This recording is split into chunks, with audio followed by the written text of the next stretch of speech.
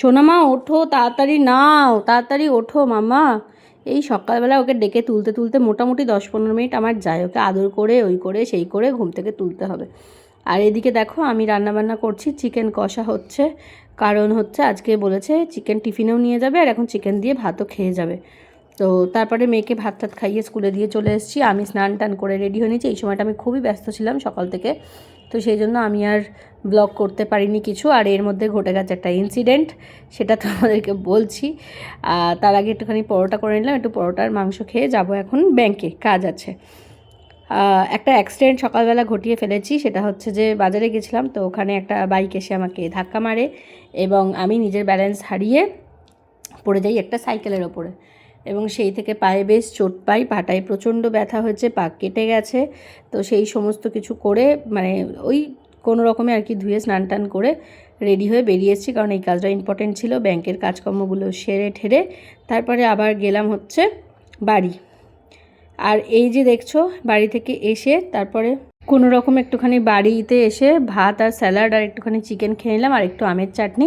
ভাতটা চেষ্টা করছি একটু কম খাওয়ার, তো একটুখানি অল্প করেই ভাত নিয়েছি, নিয়ে খেয়ে দিয়ে নিয়ে তারপরে বেরোলাম, গেলাম হচ্ছে স্পেন্সার্সে উইথ তানিয়ার সাথে গেলাম স্পেন্সার্স থেকে 2-3টে জিনিস নিলাম। আমরা দেখছিলাম এখানে কিসের দাম কম কিসের দাম বেশি, তাতে আমরা যা দেখলাম সেটা হচ্ছে কন্টেনারগুলো প্রচণ্ড হাই প্রাইস।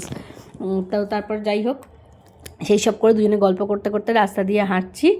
আর দেখো তারপরে কি করলাম, এই হচ্ছে বন্ধু, জানো তো, বাবা মা হাজব্যান্ড ছেলে মেয়ে যেই থাকুক না কেন, বন্ধুর জায়গাটা সবসময়তেই সাম স্পেশাল অ্যান্ড সাম ডিফারেন্ট হয়। এই যে আমরা দুজনে দুটো আইসক্রিম কিনলাম, ঠিক আছে, ওর কাছে একদম খুচরো টাকা ছিল না, টাকা খুচরো করার জন্য দুজনে দুটো কুলফি কিনলাম। এবার শুধু কুলফি তো কিনলে হবে না, কুলফিটা ছাড়িয়ে র্যাপারটা ছাড়িয়ে কুলফিটা খেতে খেতে দুজনে মিলে যে কি গল্প আর কি আড্ডা। রাস্তায় আমাকে বলছে তুই একবার সকালে ধাক্কা খেয়েছিস আবার টোটোয় ধাক্কা খেয়ে মরবি, এরকম ব্যাপার। এইসব করতে করতে চলে এলাম হচ্ছে মেয়েকে স্কুল থেকে নিয়ে বাড়িতে এসেই দেখো কেমন পরীক্ষা হয়েছে কি হয়েছে সেটার উত্তর তো দেবে, কিন্তু তার আগে হচ্ছে ওকে একটু দুলে নিতে হবে। উফ বাবারে বাবা। তারপরে এখন হচ্ছে খাচ্ছে ফ্রুটস, স্কুল থেকে এসে রোজই ও ফ্রুটসটা খায়, সেই জন্য টিফিনে খুব একটা ফ্রুটস নিয়ে যায় না, কারণ স্কুল থেকে এসে তাড়াতাড়ি কিছু একটা খেয়ে ঘুমাবে। আর এখন শখ হয়েছে ও রোজ আম খায় প্রত্যেক দিন। আমরাও না বিকালবেলা হলেই আম খেতাম এই গরমের সিজনটাতে এভরিডে, আর ওই গোটা গোটা আম, তো সোনামাও এখন গোটা গোটা আম খায় এভরিডে।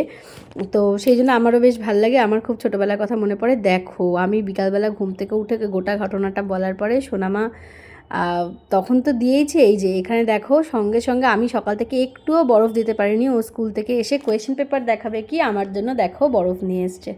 এই হচ্ছে মেয়ে, দেখেছো রক্তের টান। তারপরে দেখো এখানে মাশরুম মানে বয়েল করতে দিয়েছি, বিকালবেলা টিফিনে খাবে বলে আজকে স্পেন্সার থেকে পাস্তাটা এনে রেখেছি, সোনামা খাবে পরে। তো আর তারপরে আমি দেখো খুঁজে পাচ্ছি না কোথাও কাঁচিটা, আমি যে সিজার্সটা নিয়ে এই যে পেছনে রাখো মনে হয় আছে।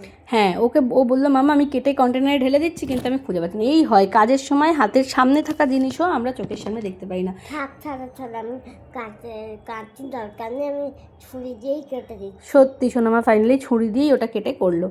এটাই হয় আসলে, জানিস তো, আমাদের সামনে থাকা মানুষগুলোকে আমরা কখনো চিনতে পারি না, যখনই দূরত্ব বাড়ে তখনই ভাবি যে কি ছিল, কি হারালাম। যাই হোক তারপরে দেখো এখানে আবার বিকালবেলা আমাকে মেয়ে একটা বড় বরফের নিয়ে কিউব নিয়ে এই যে দিয়ে দিচ্ছে, পুরো হাঁটুটা ফুলে আছে, দেখে নাও। এইটা হচ্ছে সকালে ধাক্কা লেগেছিল, আর বিকেলে আবার সন্ধেবেলা আবার দুর্ঘটনার শিকার হয়েছি আমি।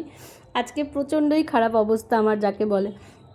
দেখো এখানে সোনামার চপস্টিক দিয়ে ভাত খাচ্ছে। সন্ধ্যাবেলা বাইরে জল পড়েছিল, বুঝতে পারিনি, প্রচণ্ড জোর পড়ে গেছি, গোটা শরীরের মানে বডি ওয়েটটা পড়েছে হচ্ছে লেফট নিটার ওপরে।